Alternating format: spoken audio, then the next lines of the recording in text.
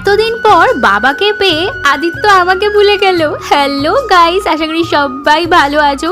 সকাল সকাল আমরা কোথায় যাচ্ছি বলো তো? আজকের দিনটা কিন্তু ভীষণ স্পেশাল।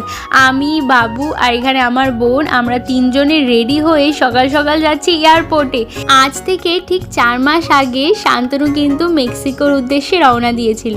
আর ও যখন যাচ্ছিল তখন মনটা বেশ খানিকটা ভালো লাগলেও অনেকটা খারাপও ছিল। বাট আজকের দিনটা তো সত্যি পুরোটাই ভালো, কারণ কি আজ ফাইনালি 4 মাস পর ওর বাবা আজকে বাড়ি ফিরছে।